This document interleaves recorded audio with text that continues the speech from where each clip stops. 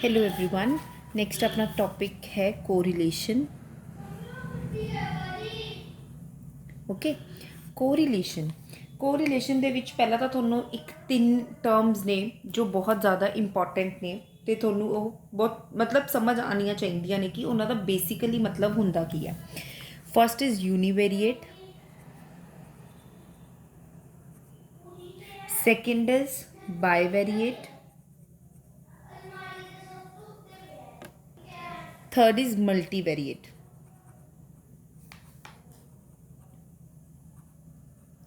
ठीक है, यूनीवेरिएट हूँ कोरिलेशन तुसी पहला ये समझो। कोरिलेशन थोड़ा हूँ मैं एग्जाम्पल्स के थ्रू समझाऊंगी कि वॉट इज़ कोरिलेशन। यूनीवेरिएट की चीज़ा होंदियां ने, हुण आपां ने प्रीवियसली की रीड किया है, मीन, मोड, मीडियन। ठीक है, आपां ने की रीड किया है, mean, median, mode, standard deviation, range, quartile deviation. ठीक है, कोरिलेशन तो पहला पहला जो भी आपां ने टॉपिक रीड किए ने आपां वो किहदे वास्ते किए ने, ओनली फॉर वन वेरीएबल।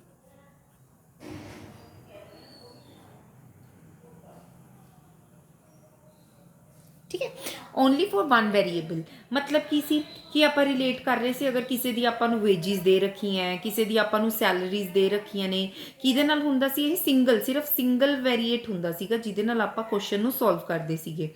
ठीक है, हुण तुहानूं बाय वेरीएट दा मतलब इटसेल्फ, बाय दा मतलब कोई भी चीज़ दे मूहरे अगर बाय लग्या होवे तो that mean it is two. तो बाय वेरीएट दा मतलब की हुंदा, इहदे विच टू वेरीएबल दी डिस्कशन करदे आपां, discussion of two variable discussion. ठीक है, तो ये आप यूज़ करते हैं, इस आप डिस्कस करते हैं, correlation,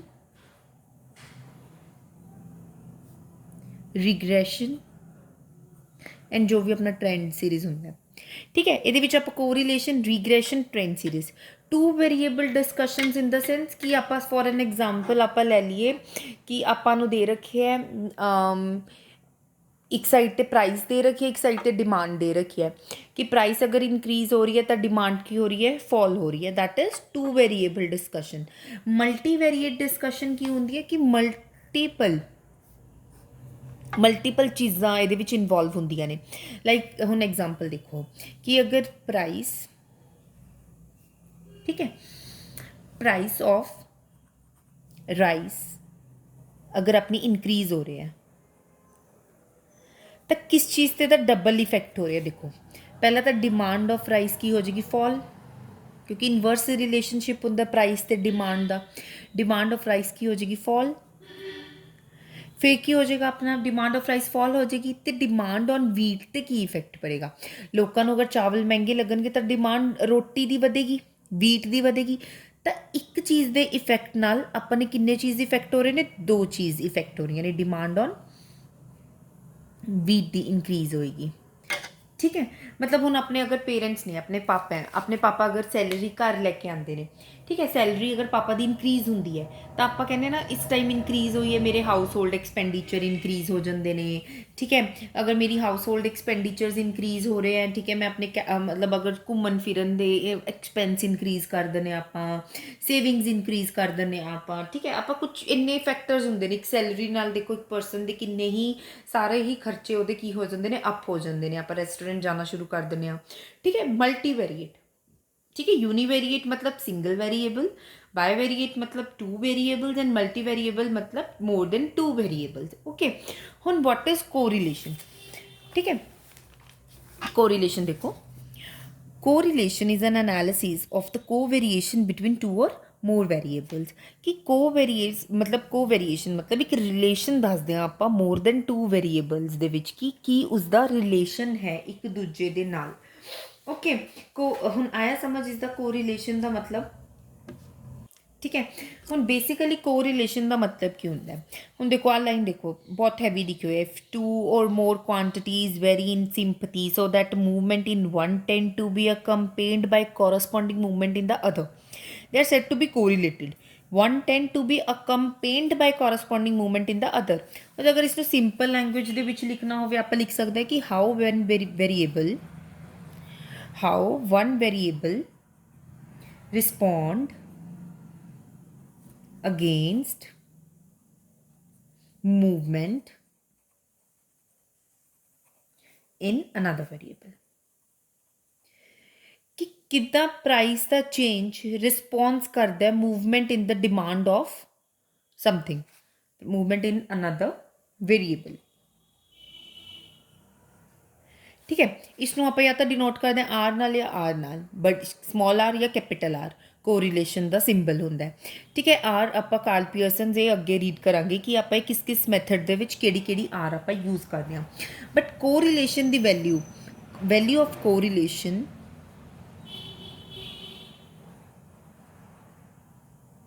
never exceeds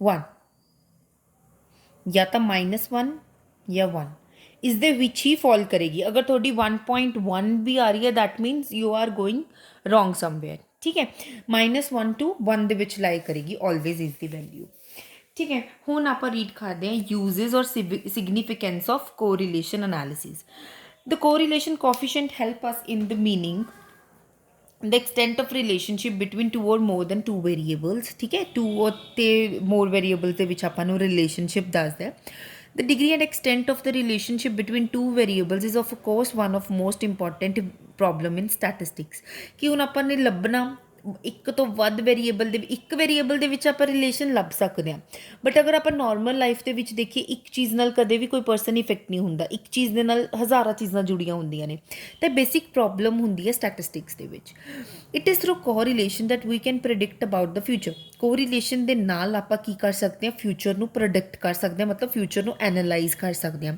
for instance if there are a good monsoon we can expect better food supply अगर अपनी गुड मॉनसून है रेनी सीजन अच्छा है तो राइस की खेती अच्छी होंगी है तो गुड बेटर फूड सप्लाई मिलती है अपन and hence can expect fall in a price of food grains and other products okay the next is if the value of variable is given अगर अपन वैल्यू वेरीएबल की given होंगी है we can know the value of another variable आप another variable की value choose कर सकते हैं लाइक सपोज अगर आपको पता है कि हुण आने वाले फ्यूचर दे विच जो प्राइस है वो कॉटन दे वध जाएंगे ठीक है तो वो डिमांड की हो जाएगी आप मतलब खुद ही जनरलाइज कर लाँगे कि हाँ जी कि आने वाले फ्यूचर दे विच फिर डिमांड कॉटन की हो जाएगी रिड्यूस हो जाएगी ठीक है correlation contributes to economic behaviour it helps us in knowing the important variables on which others depend upon को पता लगता है कि एक दे नाल दूसरी किस चीज़ से डिपेंड कर रही है the technique of ratio of variation and regression analysis depends totally on the findings of coefficient of correlations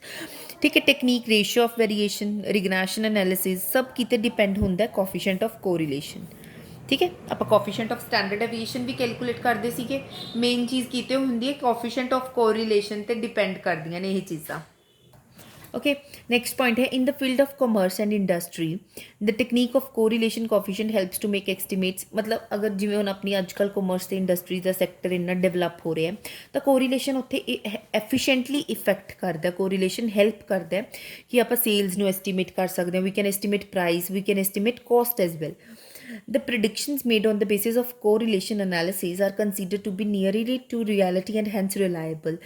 जो भी आप predict करते हैं ना कि on the basis of correlation analysis ये मतलब बहुत हद तक इस रियलिटी होंगी है मतलब सही होंगे in the words of Tippett the effect of correlation is to reduce the range of uncertainty of our prediction अगर आप कोरिलेशन के इफेक्ट को अच्छे तरीके नाल यूज़ करते हैं यूटिलाइज करते हैं तो अनसर्टेनिटी जो भी अपनी प्रडिक्शन की होंगी है कि आप प्रडिक्ट कर रहे हैं सपोज कि अपनी फ्यूचर के डिमांड की इनक्रीज हो जाएगी तो मतलब किस हद तक अपनी सही होंगी है ये चीज़ Thus, the technique of correlation coefficient is the most useful tool in a statistical analysis in every discipline.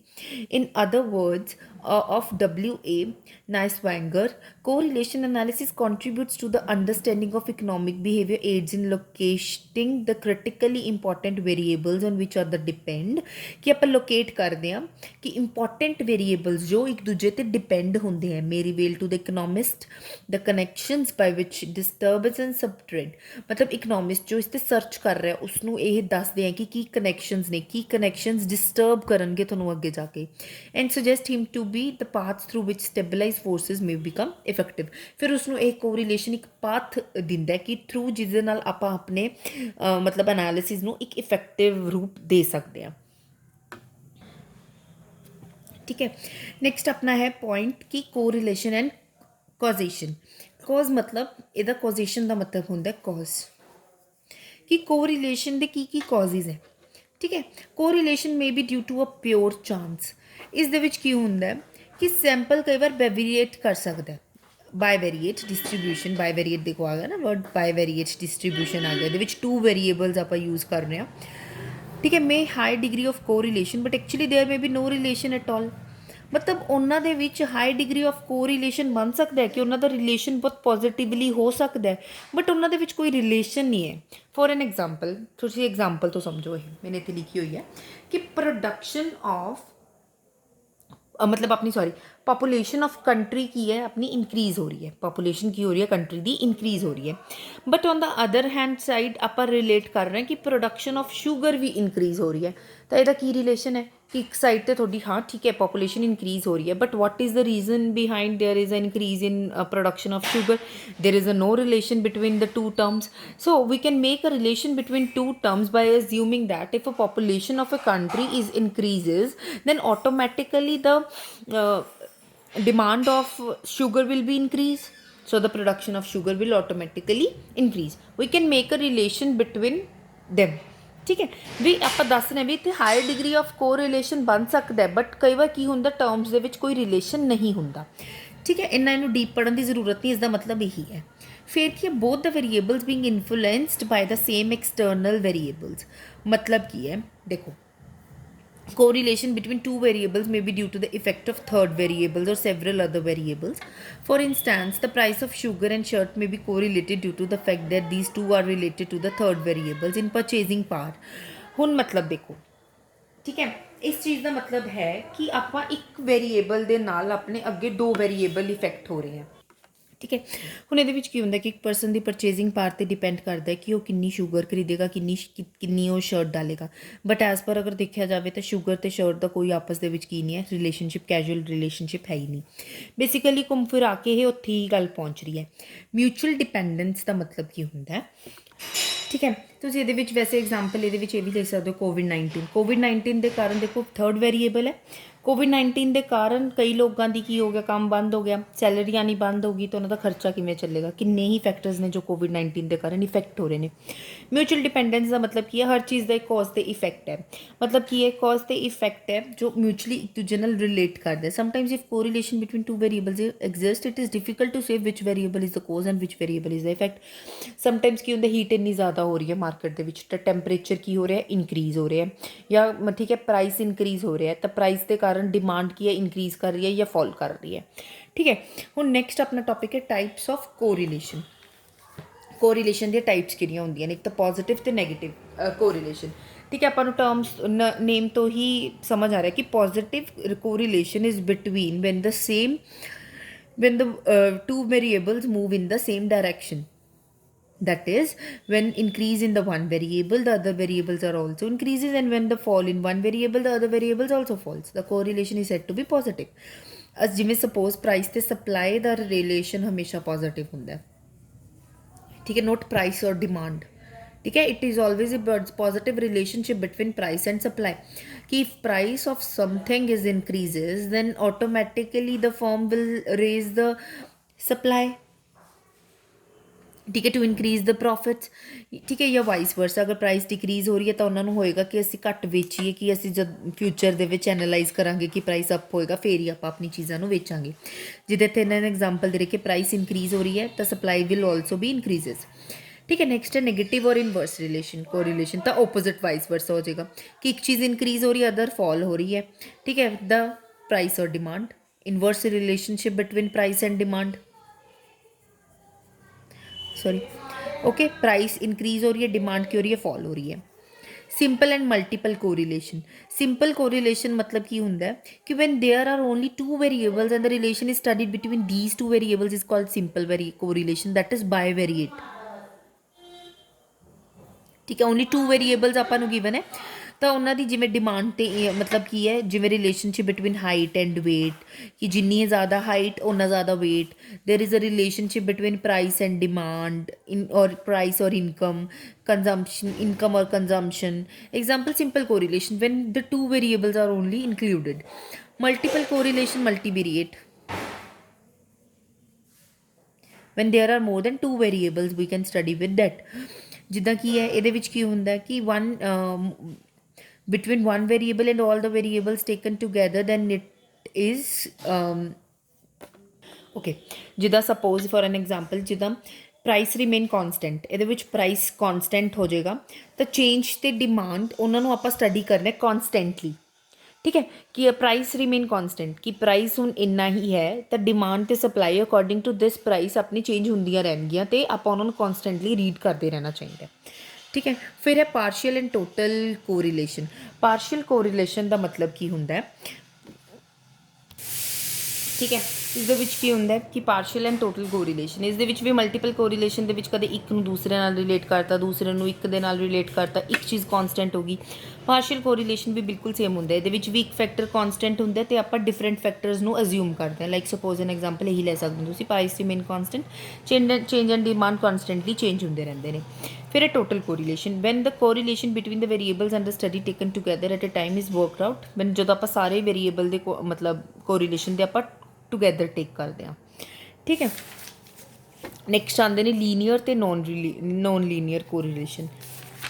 ਤੁਸੀਂ ਪੋਜ਼ੀਟਿਵ ਅਤੇ ਨੈਗੇਟਿਵ ਇਨਵਰਸ ਰਿਲੇਸ਼ਨਸ਼ਿਪ ਦੇ ਵਿੱਚ ਇਹ ਵੀ ਲਿਖ ਸਕਦੇ ਹੋ, ਜਿੱਦਾਂ ਨੈਗੇਟਿਵ ਕਿ ਪ੍ਰਾਈਸ ਸਿਨੇਮਾ, ਅਗਰ ਆਪਣੀ ਸਿਨੇਮਾ ਦੀ ਇਨਕਰੀਜ਼ ਹੋ ਰਹੀ ਹੈ, ਕਿ ਸਿਨੇਮਾ ਦੀ ਮਤਲਬ ਟਿਕਟਸ ਵਗੈਰਾ ਇਨਕਰੀਜ਼ ਹੋ ਰਹੀਆਂ ਤਾਂ ਲੋਕ ਘੱਟ TV ਖਰੀਦਣਗੇ, ਠੀਕ ਹੈ। Age of husband and wife, positive relationship ਅਗਰ ਇੱਕ ਦੀ ਇਨਕਰੀਜ਼ ਹੋ ਰਹੀ ਹੈ ਤਾਂ ਏਜ ਤਾਂ ਆਟੋਮੈਟਿਕਲੀ ਇਨਕਰੀਜ਼ ਹੀ ਹੋਏਗੀ, ਕਿਸੇ ਦੀ ਸੁਣਿਆ ਵੀ ਅੱਜ ਤੱਕ ਡਿਕਰੀਜ਼ ਹੋ ਰਹੀ ਹੋਵੇ ਤਾਂ ਇਹ ਸਮਥਿੰਗ ਕੁਛ ਐਗਜ਼ਾਮਪਲਸ ਵੀ ਇਸ ਦੇ ਵਿੱਚ ਲਿਖ ਸਕਦੇ ਹੋ। ਤਾਂ next topic is linear and non linear correlation. Linear correlation ਦਾ ਮਤਲਬ ਕੀ ਹੁੰਦਾ ਹੈ, ਠੀਕ ਹੈ, ਅਗਰ ਜੋ ਚੀਜ਼ ਇਨਕਰੀਜ਼ ਹੋਈ, ਠੀਕ ਹੈ, ਦੋਨੋਂ ਹੀ ਇੱਕ ਜੈਸਾ ਹੀ ਇਫੈਕਟ ਪਾਉਣਗੀਆਂ ਇੱਕ ਚੀਜ਼ 'ਤੇ। ਫॉर एग्जाम्पल कि अगर समथिंग किसी की प्राइस है, प्राइस इंक्रीज हो रही है 60%, then supply will also increase 60%, या इंक्रीज या डिक्रीज, रिलेशन की हो रहा है सेम हो रहा है। तो लीनियर मतलब ऐदा बन जाएगा अपना स्ट्रेट लाइन लीनियर, अगर नैगेटिव रिलेशन हो रहा है तो नैगेटिव ऐदा बन जाएगा, ठीक है। होर ये कुछ करने की जरूरत नहीं। नॉन लीनियर कोरिलेशन वैन जब ओपोजिट होंगे कि प्राइस 60% इंक्रीज हो रही है, डिमांड की हो रही है डिक्रीज हो रही है 40%, ठीक है, तो कोरिलेशन डिफरेंट होएगा तो यह कर्वी लाइन बनेगी, ओके। नेक्स्ट है लॉजिकल और इलॉजिकल कोरिलेशन। लॉजिकल कोरिलेशन की होता है when the correlation between two variables is not only mathematically defined but also logically sound too, ठीक है। जिदा for an example correlation between income and consumption, price and demand, age and playing habits are logical correlation, कि income जिन्नी अपनी income होएगी उन्नी अपनी consumption पर इंक्रीज होएगी, जिन्ना प्राइस उन्नी डिमांड डिक्रीज होएगी। एज ते प्लेइंग हैबिट्स, ये ऑटोमैटिक एक रिलेशन बन जाता, जरूरी नहीं है कि आप मैथमेटिकली मतलब मैथमेटिकली ही रिलेशन बनाने हैं, कि आप लॉजिकल मतलब अपनी कॉमन सेंस के अकॉर्डिंग भी आप एक रिलेशनस ड्रॉप कर सकते हैं। तो नैक्सट की अपना illogical correlation, in certain cases we come across such cases of relationship of variables which are through well defined and established by statistical method of correlation coefficient, yet when tested on logical point of view they fail to justify the relationship. ये opposite हो जाएगा कि अगर as आप proper इहदे ते techniques लगाइए, statistical method use करिए ਤਾਂ ਇਹਨਾਂ ਦਾ ਇੱਕ ਪੋਜ਼ਿਟਿਵ ਰਿਲੇਸ਼ਨ ਆਪਾਂ ਨੂੰ ਪਤਾ ਲੱਗਦਾ ਹੈ। ਬਟ ਅਗਰ ਆਪਾਂ ਲੌਜੀਕਲ ਪੁਆਇੰਟ ਆਫ ਵਿਊ ਤੋਂ ਦੇਖੀਏ ਇਹਨਾਂ ਦਾ ਕੋਈ ਐਗਜ਼ਾਮਪਲ ਮਤਲਬ ਕੋਈ ਵੀ ਇਹਨਾਂ ਦਾ ਰਿਲੇਸ਼ਨਸ਼ਿਪ ਨਹੀਂ ਹੈ। For an example relationship between the rainfall and the number of babies born, ਹੁਣ ਇਸ ਦਾ ਕੀ ਰਿਲੇਸ਼ਨ ਇੱਕ ਦੂਜੇ ਦੇ ਨਾਲ, ਕਿ ਰੇਨਫਾਲ ਇਨਕਰੀਜ਼ ਹੋ ਰਹੀ ਹੈ ਤਾਂ ਬੇਬੀ ਮਤਲਬ ਬੇਬੀਜ਼ ਨਿਊ ਬੋਰਨ ਕਰ ਰਹੇ ਹੈ। Production of cycle and death rate, कि साइकिल की प्रोडक्शन इंक्रीज हो रही है तो डेथ रेट के नाल की रिलेशन, कुछ रिलेशन नहीं बट एज आप को रिलेशन अगर आप स्टैटिस्टिकल मैथड नाल देखिए आप इन्हों के रिलेशन कोई ना कोई ड्रॉप कर सकते हैं। लाइक फॉर एन एग्जाम्पल आपने देखा ना कि population of a country is increases and the demand for production of sugar will be increases, तो इन्हों का की है एक रिलेशन नहीं है बट आप स्टैटिस्टिकली एक रिलेशन आप इन्हों का ड्रॉप कर सकते हैं, ਹੁਣ degree and interpretation of correlation coefficient, Ki degrees ਆਪਾਂ ਇਸ ਦੇ ਵਿੱਚ ਯੂਜ਼ ਕਰਦੇ ਹਾਂ ਕੋਰਿਲੇਸ਼ਨ ਦੇ ਵਿੱਚ। When the perfect positive correlation, perfect positive correlation ਦਾ ਮਤਲਬ ਕੀ ਹੈ ਕਿ ਜਦ ਪ੍ਰੋਪਰ ਤਰੀਕੇ ਨਾਲ ਆਪਣੀ ਕੀ ਹੋ ਰਹੀ ਹੈ, ਵੇਰੀਏਬਲਸ ਨੇ ਪ੍ਰੋਪਰ ਉਹਨਾਂ ਦੇ ਵਿੱਚ ਇੱਕ ਆਪਾਂ ਅੱਛਾ ਰਿਲੇਸ਼ਨ ਡਰਾ ਅਪ ਕਰ ਰਹੇ ਹਾਂ। that is when the demand will be 100% increases, supply would be 100% increases। ठीक है, तो सेम रिलेशन है, तो that is lead to perfect positive correlation which leads to R is equal to +1 या R is equal to -1। When the high degree of positive correlation, ਇਹ ਤੁਹਾਨੂੰ ਅੱਗੇ ਮਤਲਬ ਜਦੋਂ ਆਪਾਂ ਡਿਗਰੀਜ਼ ਕੱਢਾਂਗੇ ਨਾ, ਕਈ ਵਾਰ ਕੀ ਹੁੰਦਾ ਤੁਹਾਡੇ ਆਨਸਰ 'ਤੇ ਤੁਹਾਨੂੰ ਪ੍ਰਿਡਿਕਟ ਕਰਨਾ ਪਏਗਾ।